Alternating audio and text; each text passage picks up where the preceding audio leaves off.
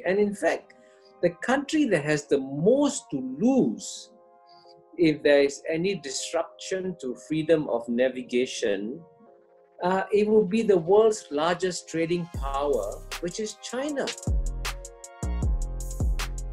Greetings from Jakarta. I am your host, Jamil Maidan Flores, and on behalf of PinterPolitik, I wish you all good health and a lifetime of safety. Today we will take a close look at events unfolding in the world and in our region of Southeast Asia.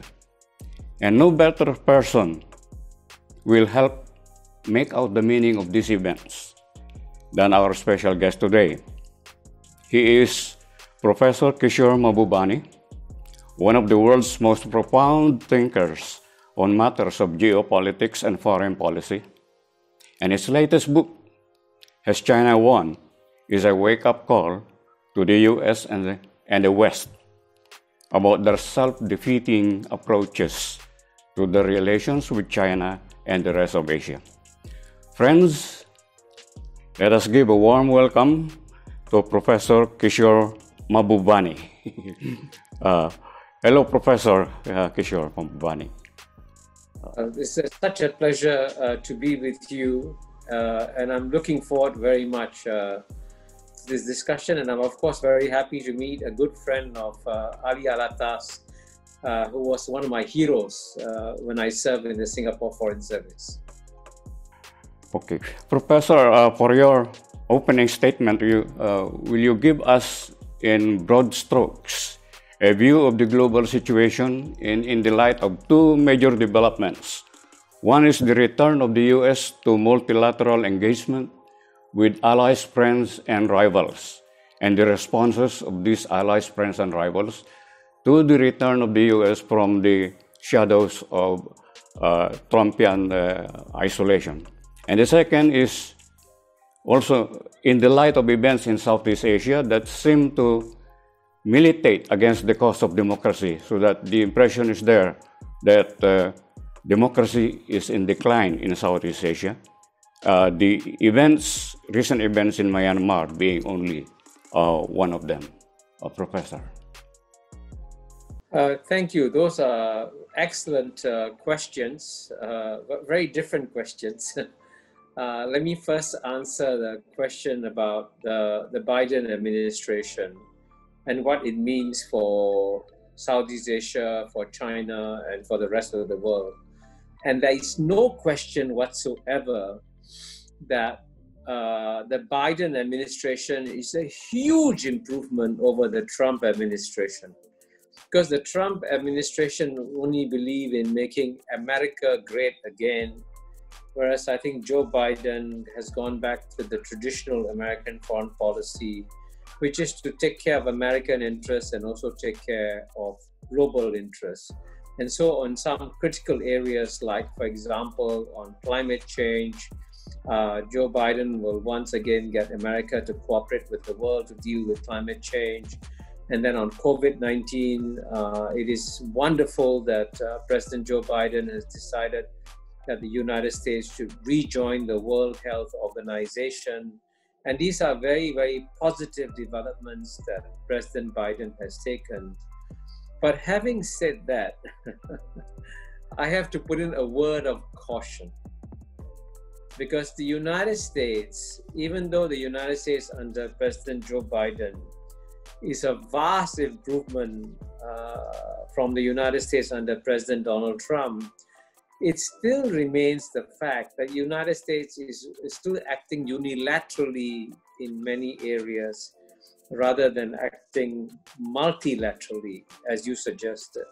And I wrote a book on this called The Great Convergence, which was published in the year 2013, and in which I quote a former American president, Bill Clinton, who said, and this is what he said, if America is going to be number one forever, then America can do whatever it wants to do.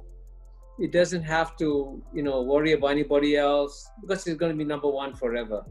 But then Bill Pinter added a but. He said, but if you can imagine a world where America is no longer number one, then surely it is in America's national interest to strengthen multilateral rules, multilateral norms, multilateral processes, and multilateral institutions. And that was the advice that President Bill Clinton gave in 2003, 18 years ago. Unfortunately, the United States has not fully heeded that advice. So now that President Joe Biden has become the president, I would strongly encourage him to do a complete review of America's attitudes towards multilateral institutions and go beyond rejoining the World Health Organization towards increasing the budgets and give more money to multilateral organizations. And so, for example, go back to the World Court if there are any disputes and so on and so forth. So clearly, while Joe Biden is an improvement, I think he should listen to President Bill Clinton's advice, because at the end of the day, if you want a more stable world order, the best way to get a more stable world order is to get a stronger multilateral architecture that will constrain American power and Chinese power at the same time. So I think on the multilateral front, he can do more. Now, in the case of Southeast Asia, clearly the coup in Myanmar is a huge setback. And I think we in ASEAN should feel very distressed about it. But the question is, what do you do about this? And unfortunately, the West has only one solution, which is to impose sanctions and impose sanctions on the generals of Myanmar. But you know, Myanmar was isolated for so many years. Sanctions made no difference whatsoever. Sanctions do not provide the solution at all. And that's why, you know, some years ago, I co-authored an article with the late Secretary General of the United Nations, Mr. Kofi Annan. And Mr. Kofi Annan is an expert on sanctions. And he and I agreed in the article, sanctions are not the solution, that the engagement is the solution. So therefore, what we need to do about this coup in Myanmar is to actually not isolate the generals in Myanmar, but actually talk to them even more.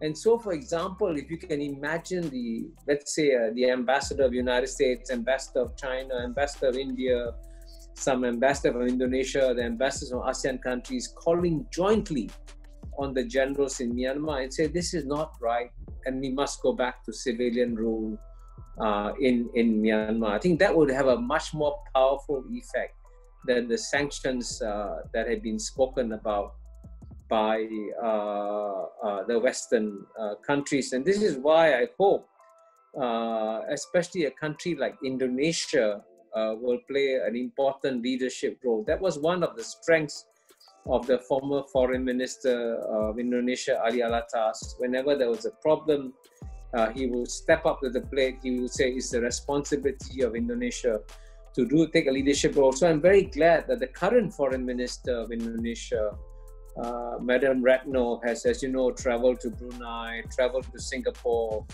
and I hope she continues these travels and ensures that ASEAN is seen to be playing a leadership role in solving the problem in Myanmar. Yes, Professor. I remember that there was also a time when Myanmar was becoming also infamous many years ago, and there was a suggestion to disengage with Myanmar. But I think the response of Pa Alatas to that is, in fact, he said we should have enhanced engagement with Myanmar precisely because of this situation. Is there anything else, Professor, that the ASEAN can do with regards to Myanmar? Yeah, I think clearly engagement is the answer, and I would say also very quiet and discreet diplomacy.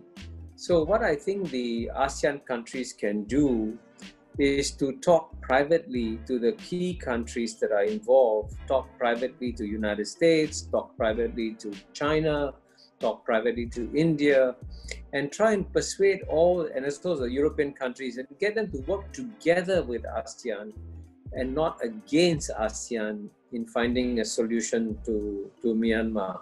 And in fact, I remember one other thing that Mr. Ali Alatas said to me once is that he said, the European countries were very angry when ASEAN admitted the then military ruled Myanmar as a member of ASEAN.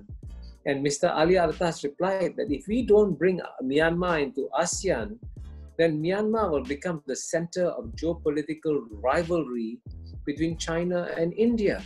So to ensure there's no geopolitical rivalry within China and India, let's bring Myanmar into ASEAN. So ASEAN actually did the world a favor by bringing Myanmar into ASEAN. And even though the current coup is a setback, the long-term trend line is an improvement from where Myanmar used to be. And the people of Myanmar have been better off since Myanmar joined ASEAN.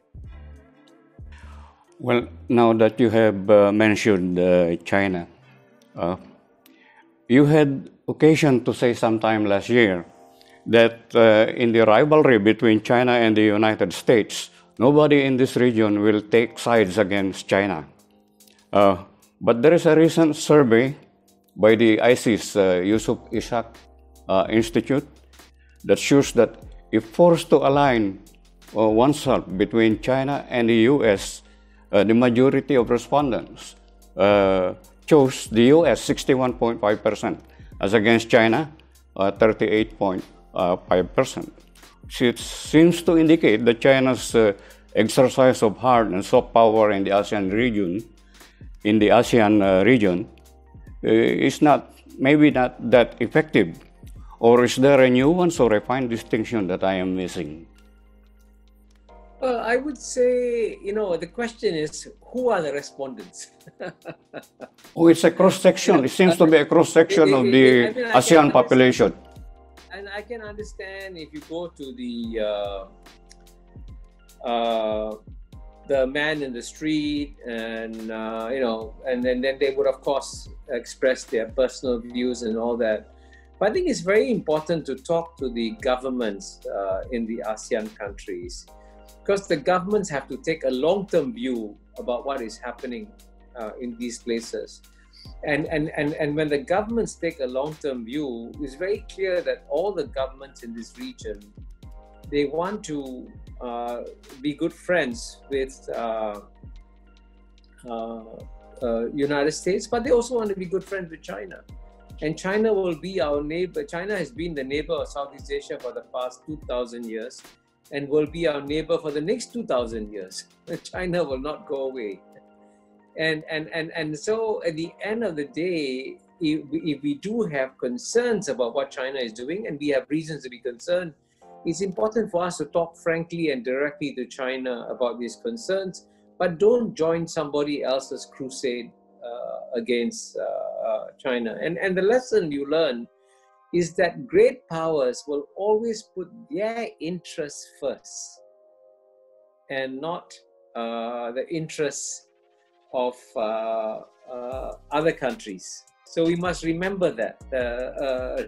There's no such thing as a benevolent great power. No great power will sacrifice its interests to help another country. Well, Professor, according to the Philippine Foreign Secretary, Teddy Boy Locsin, in the negotiations between China and ASEAN towards a code of conduct in the South China Sea, it has been the ASEAN countries that have been dribbling in those negotiations. In other words, instead of China stonewalling, which is expected, it is some certain ASEAN countries that have been doing the work of China for China by stonewalling the negotiations. How do you make out? What do you make out of this situation? Well, as you know, I'm not an expert on the South China Sea.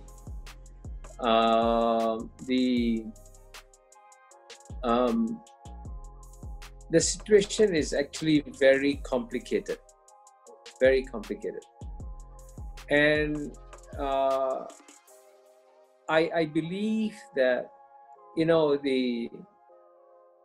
there will be differences between China and the South China Sea countries, the four claimant states, between Vietnam, Philippines, Brunei, and Malaysia. There will be these differences, and they will not go away very easily. So it's very important to see what we can do to find a non-military solution to the South China Sea. Because if you have a military solution, then there's no question that China will win.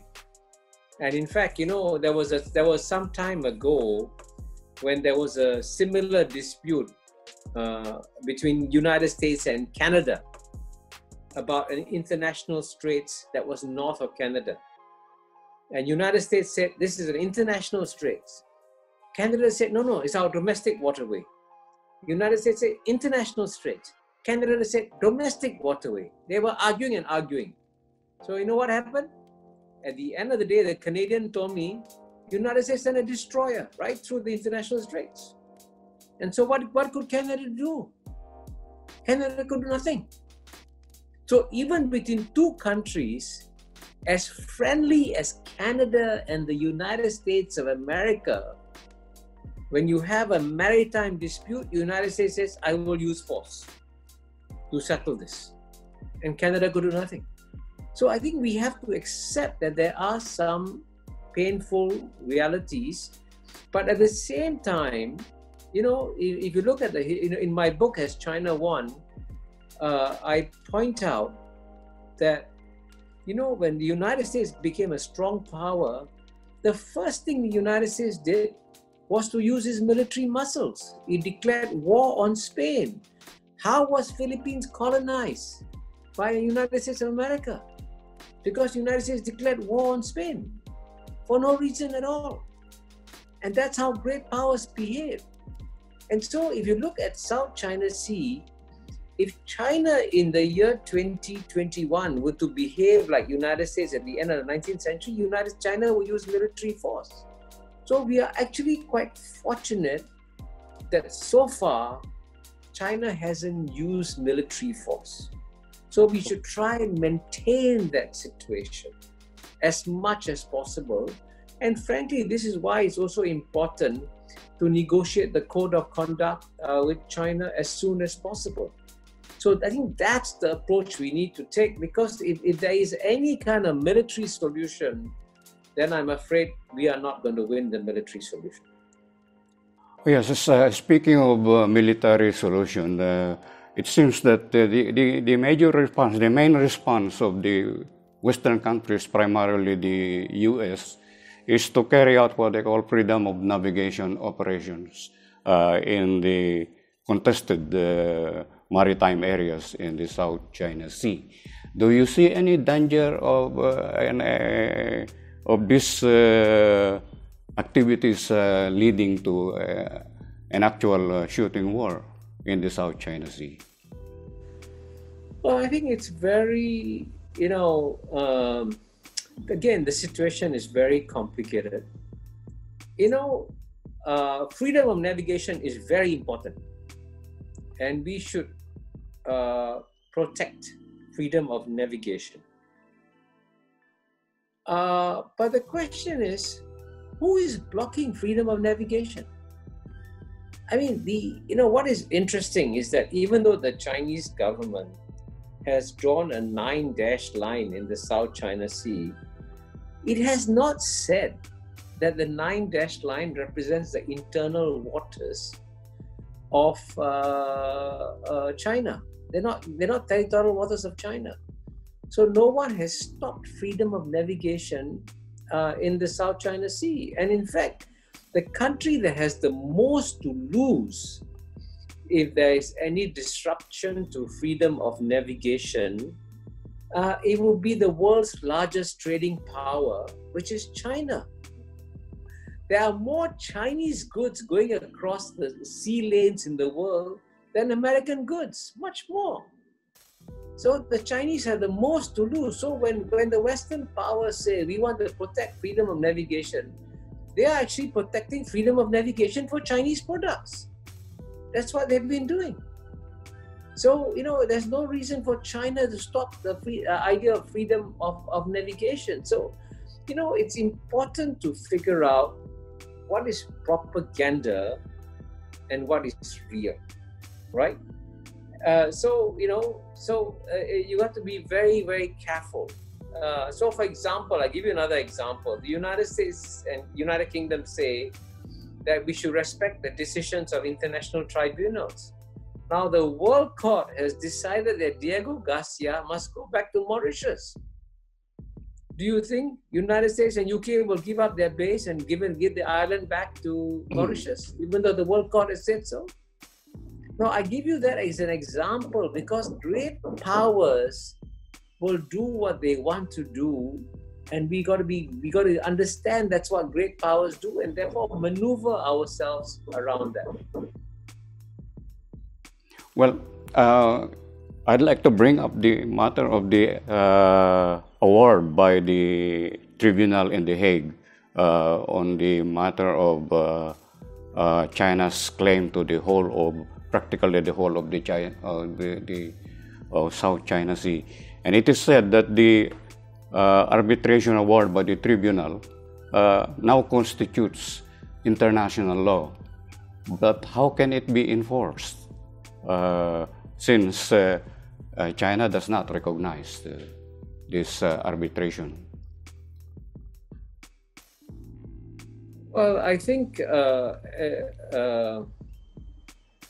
we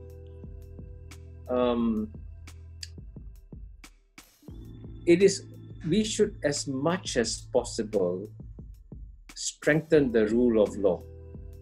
Definitely. We should strengthen international tribunals, for sure.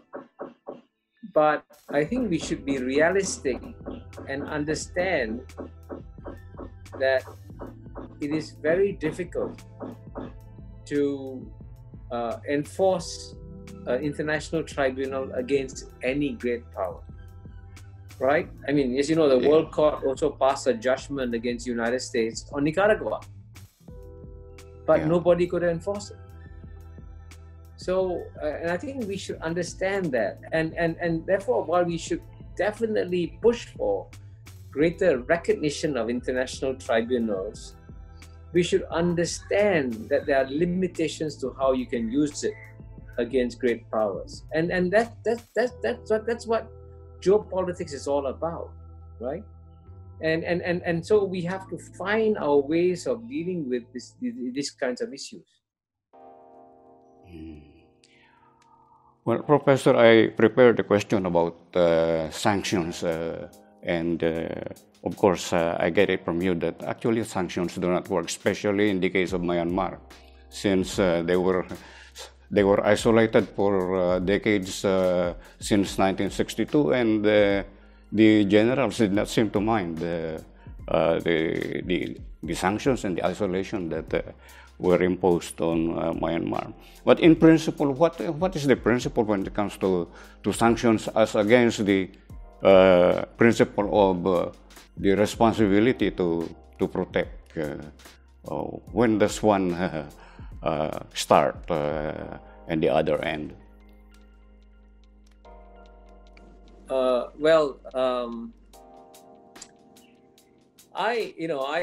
was ambassador to the UN altogether for over 10 years. And as you know, I spent some of the time there with Mr. Ali Alatas.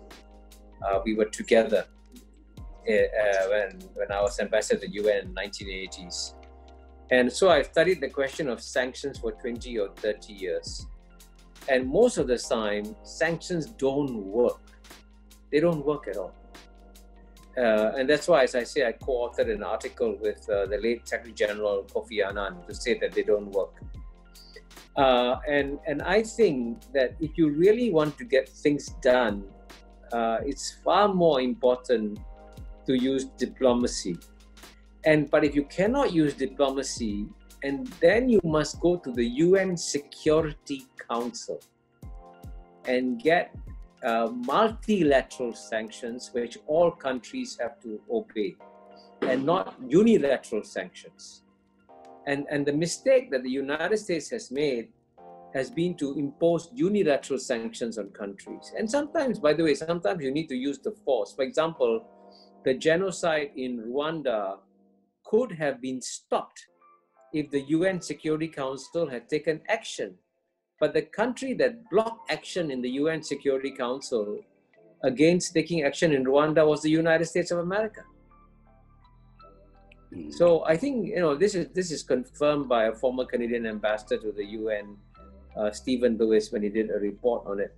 So I think it's very important. We must go back to a world where if you want to impose sanctions or if you want to take military action, have it agreed by the UN Security Council, and then the world can unite together and take actions together. But let's not do things unilaterally, because if we do things unilaterally, then that's very bad for the world order.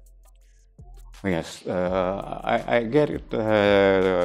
Sanctions, there might be an element of wisdom in favor of sanctions if they are multilateral instead of unilateral, which is the tendency of great powers to do.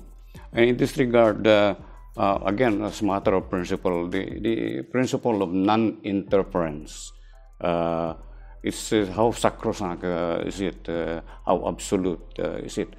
Because it seems to be a very useful rhetoric when you don't want to do anything about a situation. And so what in principle does it make it matter?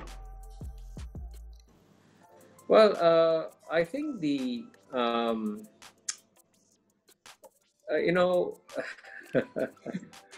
recently there was what the Democrats call an insurrection in Washington, D.C.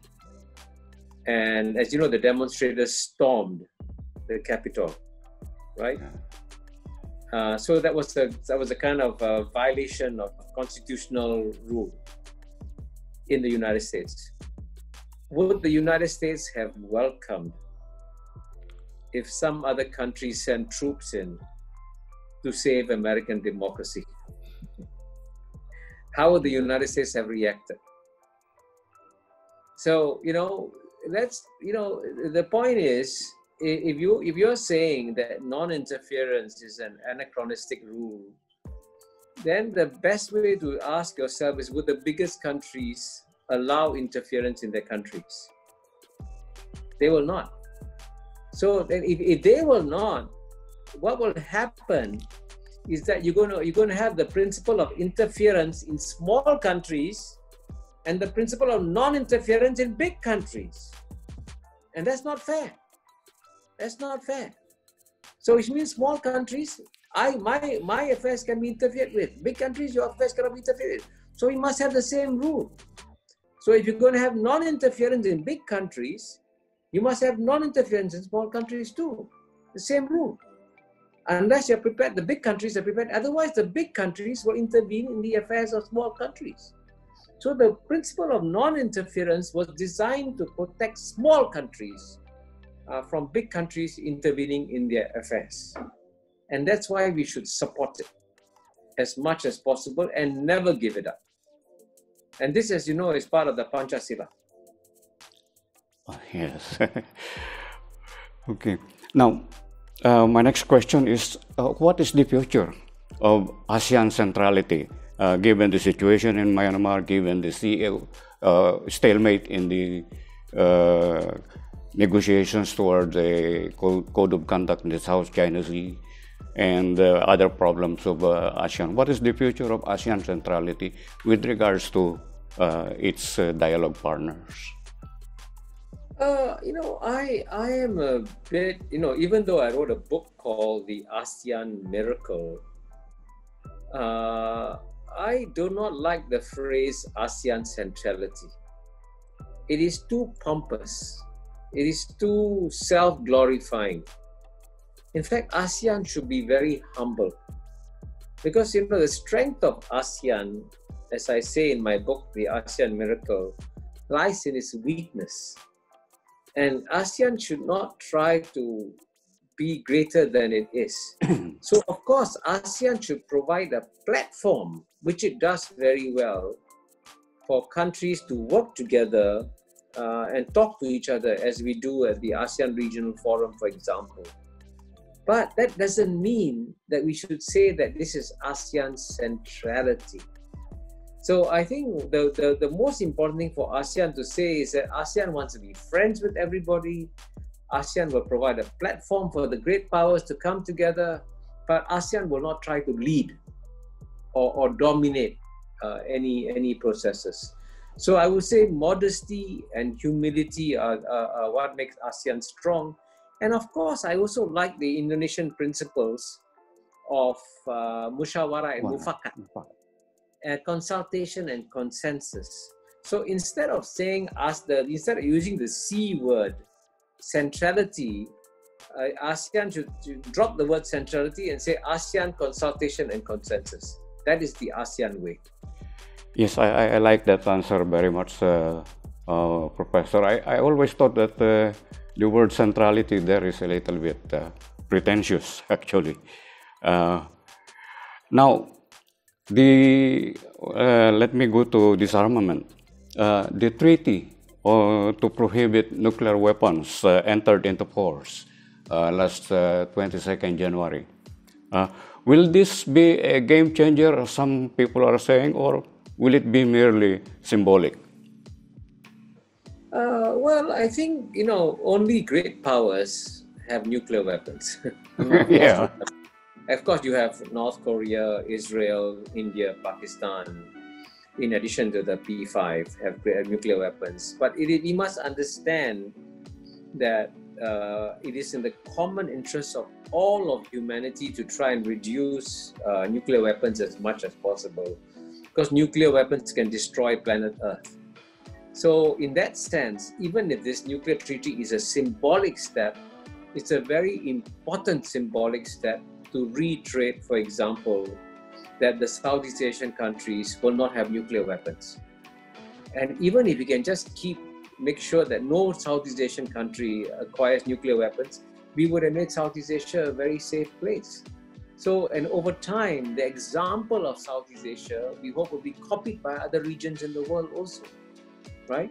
Whereas in a lot of other regions, in South Asia, in Middle East, in Europe, in Russia, in Northeast Asia, you have nuclear weapons. So let's try and keep Southeast Asia free of nuclear weapons. Okay, well, now it seems to me that the pandemic is changing geopolitics, because the relations between nations are being redefined by the interplay of the responses to the pandemic. Like, relationships are being shaped by one nation's needs for vaccines, for instance, and another nation's capacity and willingness to share its supply. What kind of world order will this lead to? Well, I mean, it's actually very sad that the rich countries have grabbed all the vaccines. It's very sad. But as you know, that is sadly a reality. So when you listen to all these pious statements made by the rich countries, they want to save the world, the lesson is don't believe them. And small countries must learn to be agile and find their ways around these things. So, and I think, so that's why after the COVID-19 emergency is over, we should go back and try to see what lessons have we learned from COVID-19. And I hope one lesson we have learned from COVID-19 is that we must strengthen the World Health Organization, give it more resources, and ensure that next time there's a COVID-19, the World Health Organization can do a better job of looking for resources that will just not just take care of the rich countries, but also the poor countries. And depoliticize the World Health Organization. Yes. Yes. Now, given these pandemics and pandemics yet to come, and given the lack of ambitions of nations in their commitments to the Paris Agreement, And given that disarmament is in some kind of suspended animation, and the rigors of inequality between nations and within nations, and of course the many realities, some of which you have already just mentioned. What do you think? Are you optimistic or pessimistic about the future of humankind as a whole? Your answer will be your closing statement. My answer to you is that I'm very optimistic because even though we are facing setbacks in many areas, like in COVID-19 and climate change, overall, the human condition has improved more in the last 30 years than it has in the past 3,000 years of human history. So, for example, global poverty has fallen dramatically around the world. And in China, where you had 80% of the population living in poverty in 1980, is now down to 0. So there's a Harvard professor called Steven Pinker who's written a book called Enlightenment Now. And in that book, he documents in great detail how much the human condition has improved.